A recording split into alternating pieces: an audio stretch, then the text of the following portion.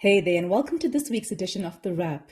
This week we honor the life of the unforgettable Tito Mboweni, who sadly passed away at 65.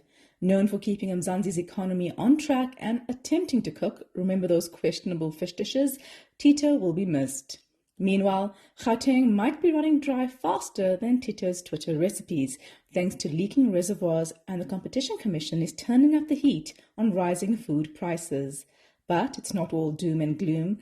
Gauteng courts are set to get a boost from the JSE interviews, and Mzansi proved it knows how to make the pots happen, as over 21 billion rand was withdrawn from the two-pot system. South African sports and entertainment served us some serious star power to round off the week. Tyla lit up the Victoria's Secret show, and Phumelela Cafu continued his journey towards becoming a boxing legend. So let's dive into your weekly update of empowering and easy-to-understand news, brought to you by myself, Verashni Pillay, and the Explained.co.za team. First up in our take, as JSE interviews conclude, calls for reform grow. This past week, the Judicial Services Commission wrapped up another round of interviews to fill 54 vacancies in South Africa's top courts. The process has left many calling for reform. The interviews, held twice a year, often face scrutiny for their length and content, but this session seemed particularly fraught with tension. Questions around transformation, diversity, and the future of South Africa's judiciary were at the forefront. The JSC is a constitutional body responsible for ensuring the judicial appointment process's fairness, transparency, and integrity. It interviews, assesses, and recommends candidates for judicial positions before submitting their recommendations to the President, who makes the final decision. However, candidates have increasingly faced political questions on land reform, gender-based violence, and political involvement, in addition to questions over their legal qualifications and track record. Critics argue that some commissioners seem more interested in interrogating candidates' political leanings than their judicial capabilities. The Centre for Development and Enterprise, the CDE, one of Mzansi's leading think tanks, has offered solutions to reform what they call a captured JSC. Their suggestions include reducing the outsized representation of politicians and including more legal professionals to ensure a fairer, less biased process. Back to the interviews, the JSC made recommendations across 10 courts, but could not fill a vacancy in each of the Eastern Cape divisions of the High Court in Mthatha and the Constitutional Court. For the latter, the JSC did not receive enough nominations.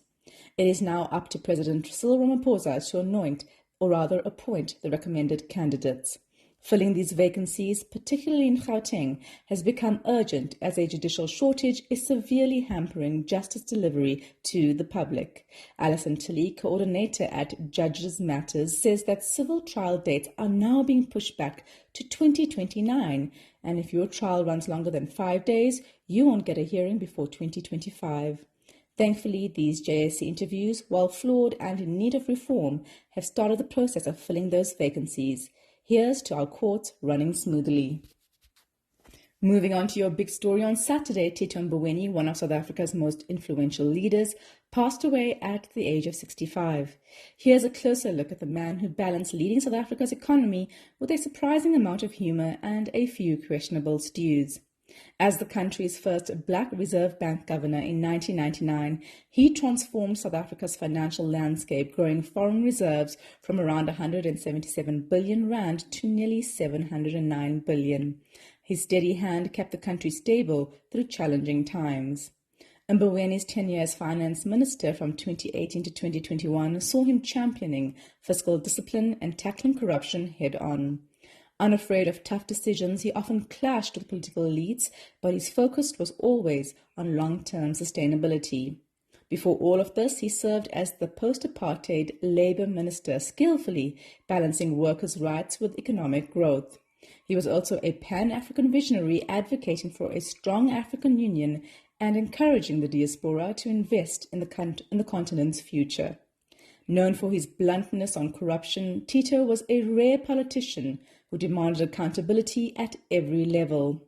He believed small corrupt acts could quickly escalate into larger problems. He also firmly believed in intergenerational leadership, mentoring young leaders and advocating for their inclusion in governance. But Tito was definitely not all serious. He became a social media sensation, winning fans among younger generations who affectionately dubbed him the Minister of Cooking, thanks to his Twitter post showing his culinary experiments. His love for Lucky Star pilchards grew into something of a cultural moment. Since his passing, South African netizens have called on the brand to release a limited edition tin featuring Tito's face as a tribute to his culinary enthusiasm. Mboweni's passing leaves a significant void, but his legacy as a leader and a man who didn't take himself too seriously lives on. Rest easy, Tito. You've done more than enough, and the world is better for it. In entertainment news, rising South African musician Tyla took to the Victoria's Secret runway in New York on Tuesday during their attempted 2024 comeback. Tyla wowed the audience with a performance of her hit Water plus a new track, Push to Start, wearing a metallic ensemble and, of course, angel wings. Fellow Southern Africans, models Candice Swanepoel and Bahati Prinsloo also returned to the runway, reminding us that our part of the world is a powerhouse of beauty and talent. But let's pause for a second. Victoria's Secret, once known for its glitzy, high-profile fashion shows, took a 4-year hiatus, and this event was their big comeback. The brand promised a revamped show with more diversity and inclusivity, trying to move away from the angels of the past, which had drawn heavy criticism. However, as the New York Times notes, this comeback is not without its baggage. Back in 2020, a New York Times investigation exposed troubling issues in the brand, including a toxic workplace culture, sexual harassment allegations, and a glaring lack of inclusivity amongst the models. Former executive Ed Razek was at the center of these problems, with claims that he harassed models and fostered an environment that reduced women to mere objects. The brand has since tried to rebrand itself, introducing more body diversity and aligning itself with modern values. But attempting to shake off its problematic past is not easy, especially when its earlier image was all about unattainable standards of beauty. Still, we're thrilled Tyla got her moment to shine on a global stage, showcasing her talent and flying the South African flag high. There's no denying her star power, and it's great to see her grab this opportunity, even if Victoria's Secret itself is still struggling with its image transformation. In economic news, if you found yourself wincing at the grocery till lately, you're not alone. Despite headlines boasting of dropping production costs, essential food items remain stubbornly high. The Competition Commission has raised a red flag, and the working class are rightfully furious. So why are your bread and sunflower oil still costing an arm and a leg? The latest food price monitoring report from the Competition Commission is at the heart of the issue. It turns out that retailers may be widening their profit margins instead of passing savings down to consumers. While the cost of producing key items like wheat and sunflower oil have dropped, store prices have hardly budged a little bit. Brown bread prices are up, sunflower oil is rock steady, and don't even get us started on the cost of eggs. Unions, including SAFTU and Giwusa, accuse retailers of squeezing both ends, low wages for workers and high prices for consumers. SAFTU calls this profitability extracted from the working class, and they've got a point. Meanwhile, top executives are not exactly struggling. Woolworths CEO reportedly pockets 123 million rand annually, while Shoprite's boss takes home 65 million, and Spar CEO earns a whopping 25 million. It's enough to make you wonder why your weekly shop feels like buying a small car.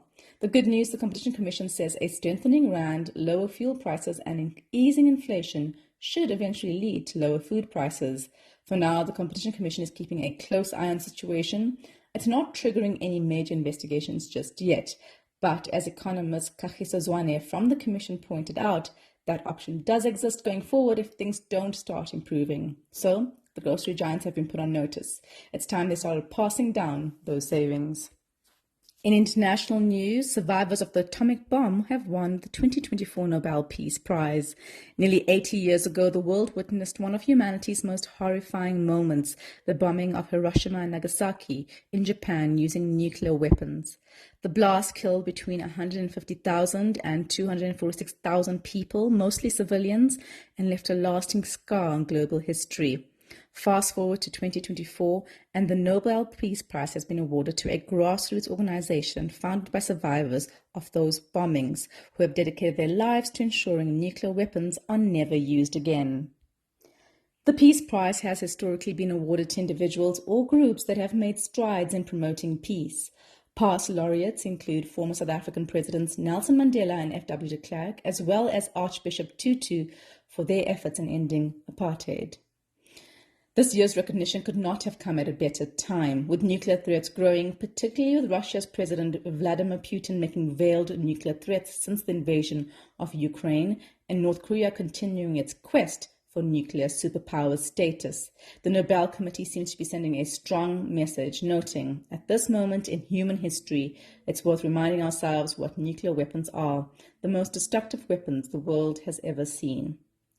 The survivors have been tireless advocates, pushing the world to remember the horrors of nuclear warfare and are urging that such destruction never be repeated. No nuclear weapon has been used in war since 1945, thanks in large part to their efforts.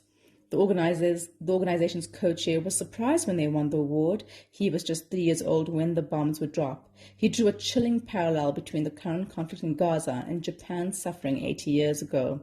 He said, in Gaza, children in blood are being held. It's like in Japan 80 years ago. His comments sparked controversy, with Israel's ambassador to Japan, Gilad Cohen, calling the comparison baseless and outrageous. As nuclear threats loom large again, their work feels more urgent than ever. The Nobel Peace Prize is a timely reminder that the fight against the use of nuclear weapons is far from over. Meanwhile, fears of day zero mount as Gauteng water supplies dry up. Gauteng is teetering on the brink of a water disaster, with reservoirs dangerously low and the threat of day zero looming. Two of the province's biggest municipalities, Tshwane and Joburg, are scrambling to implement measures to avoid the taps running dry. The warnings have been coming for months, but the situation has reached a crisis point. We've told you over the years about Gauteng's growing water woes. Water outages have become the norm in many parts of the province, and even more areas are set to be affected after Joburg Water, the city's water utility, revealed to councillors on Friday that 42 of its 87 reservoirs are leaking. Joburg Water called a meeting with the councillors to urge them to ask the residents of the communities to use less water. Meanwhile, Tshwane has introduced level 1 water restrictions, warning that higher levels and steeper water bills could follow if conditions don't improve. So, what's driving the crisis? It's a combination of overconsumption, climate change, and aging infrastructure.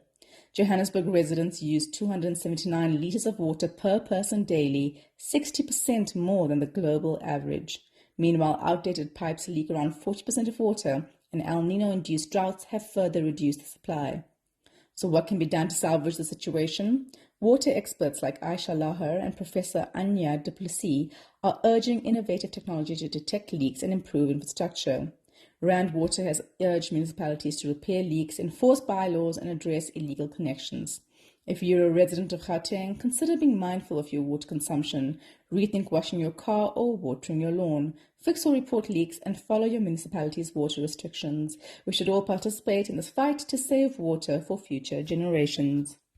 In sporting news, Phumelela Cafu, the newly crowned WBO Junior Bantamweight World Champion, has achieved his dream of becoming a world champion and joining the ranks of South Africa's boxing legends. Cafu won the title after defeating a Japanese boxer by a split decision at Tokyo's Ariake Arena on Monday.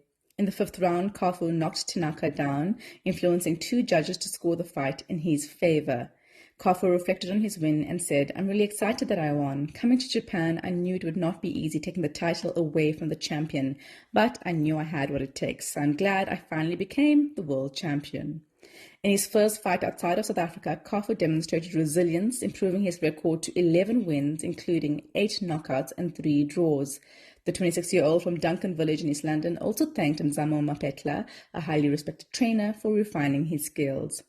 People from Cafu's hometown also posted on Instagram to express their pride and congratulate the star for raising South Africa's flag high. ESPN Africa announced the news on X, and the tweet quickly garnered responses, with Cassandra Bianca commenting, "South Africans are a vibe, hey, winning at everything, proud of you, well done champion." Another user tweeted, "We are just showing off." And another added, "Every day in South Africa, we celebrate one of our athletes." Cafu's victory marks a personal achievement and adds to South Africa's glowing legacy in global boxing and sports. It's been a tremendous year for South African sport. Finally, in financial news, South Africa's two-pot retirement system has seen a massive 21.4 billion rand withdrawn by over 1.2 million eager taxpayers.